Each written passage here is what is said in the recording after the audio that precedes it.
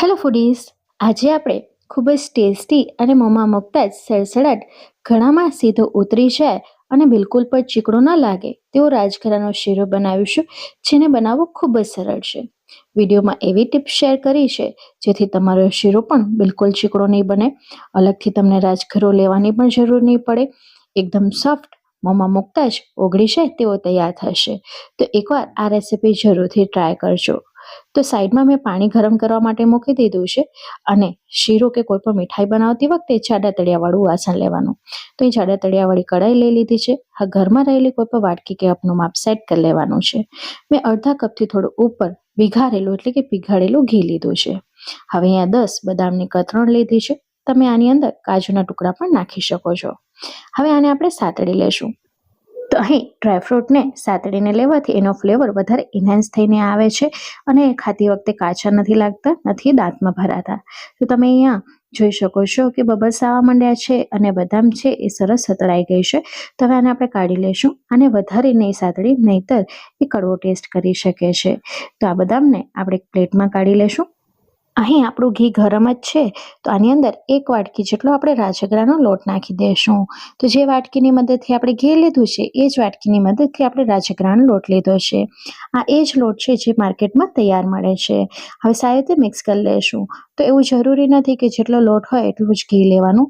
ઓછા ઘીમાં પણ આપણો શીરો છે એમાં મોં મૂકતા જ ઓગળી જાય તેવો તૈયાર થાય છે. હવે ગેસની ધીમા ફ્લેમે આપણે આ લોટને શેકીશું. ધીમા ફ્લેમે લોટને શેકવાથી સુગંધ અને સ્વાદ નિખરીને આવે છે અને ખાતી વખતે શીરો છે ને એ ચીકણો નથી લાગતો. જેમ જેમ લોટ શેકાતો જશે તેમ તેમ એના ટેક્સચરમાં પણ ફરક પડતો જશે.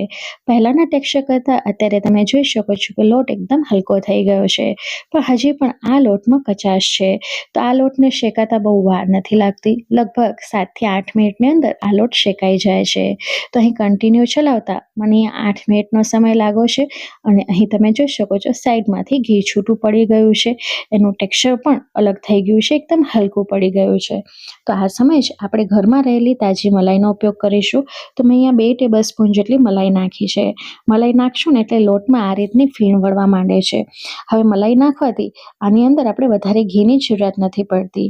મલાઈ નાખવાથી આની અંદર ખૂબ જ સરસ ફ્લેવર મળે છે, ખૂબ જ સરસ ટેસ્ટ આવે છે. તો જો આજથી પહેલાં આ રીતે ક્યારે શીરો ન બનાવ્યો હોય તો અચૂકથી બનાવજો. અને જો મલાઈ ન હોય તો તમે મિલ્ક પાવડરનો પણ ઉપયોગ કરી શકો છો અને એ પણ ન હોય તો તમને 4 ટેબલ સ્પૂન જેટલું દૂધ નાખવાનું. આજે આપણે આ શીરો પાણીમાં બનાવી રહ્યા છીએ એટલે આની અંદર મલાઈ નાખી છે, પણ જો તમે દૂધનો શીરો બનાવતા હો ને તો પણ મલાઈ એડ કરજો. આનાથી ખૂબ જ સરસ ફ્લેવર મળશે.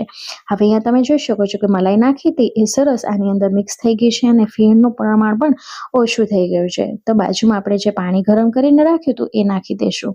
તો શીરો બનાવતી વખતે હંમેશા ગરમ પાણીનો જ ઉપયોગ કરવાનો અને જો દૂધ વાપરવાના હો તો દૂધ પણ ગરમ કરીને જ લેવાનું. આવી રીતે થોડું થોડું કરીને પાણી નાખતા જશું. તો 1 વાટકી લોટની સામે મેં 3 વાટકી જેટલું પાણી લીધું છે. આવી રીતે ધીરે ધીરે કરીને જ્યારે તમે પાણી એડ કરશો તો બિલકુલ પણ લમ્સ નથી બનતા અને થોડી જ વારમાં બધું પાણી છે ને લોટ સોક કરી લે છે, જોઈ શકો છો. અને સાઈડમાંથી એ છૂટું પણ પડવા માંડે છે.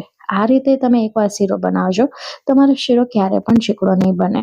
તમે જો એક ભેગું બધું પાણી નાખી દો છો ને તો પાણી ઉભરાઈને બારે પણ આવી શકે છે, દાજી જવાના ચાન્સીસ પણ રહે છે.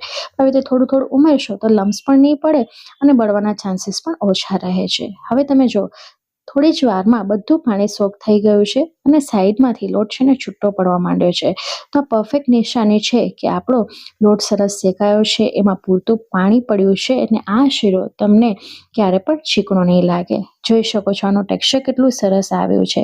તો બસ આ સ્ટેજ સુધી આપણે એને પકાવવાનો છે. હવે જો આજે હું ખાંડનો શીરો બનાવી રહી છું.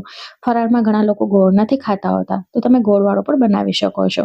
તો જે વાટકીની મદદથી આપણે લોટ લીધો હતો એ જ વાટકીની મદદથી આપણે ખાંડ લીધું છે. ટ્રેડિશનલી જે શીરો બનાવવામાં આવે છે એનામાં પાણીની અંદર જ ગોળ કે ખાંડને ઓગાળીને લેવામાં આવે છે, પણ જ્યારે આ રીતે તમે બનાવશો ને તો જ્યારે ખાંડ છે એ કેરેમલાઇઝ થઈને જ્યારે આવશે તો એનો ટેસ્ટ છે ને ખૂબ જ સરસ આવે છે અને તમે જોજો શીરાનો કલર પણ કેટલો ખીલીને આવે છે. હવે આ સમયે જે આપણે તળેલી બદામ રાખી હતી કતરણ એ નાખી દીધી છે. અત્યારે તમે જોઈ શકો છો ખાંડ નાખ્યું ને એટલે ફરી પાછું આ મિશ્રણ ઢીલું થઈ ગયું અને જ્યારે આ રીતે ખાંડ ઓગળી જાય અને સાઈડમાંથી ઘી છૂટું પડવા માંડે એટલે સમજી લેવાનું લોટ આપણો પ્રોપર શેકાઈ ગયો છે ને શીરો તૈયાર થઈ ગયો છે. તો ગરમા ગરમ શીરો ખાવાની મજા જ કંઈક અલગ છે.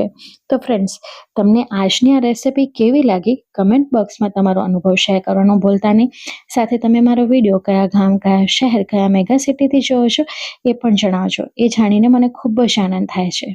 આજ સુધી એકેવાર આ રીતે ન બનાવ્યો હોય તો મારા પર વિશ્વાસ રાખી એકવાર બનાવજો અને તમે જો મારી રેસિપી ટ્રાય કરો છો તો તમારો અનુભવ કમેન્ટ બોક્સમાં જરૂરથી શેર કરજો. ચાલો ફરી મળીશ, ત્યાં સુધી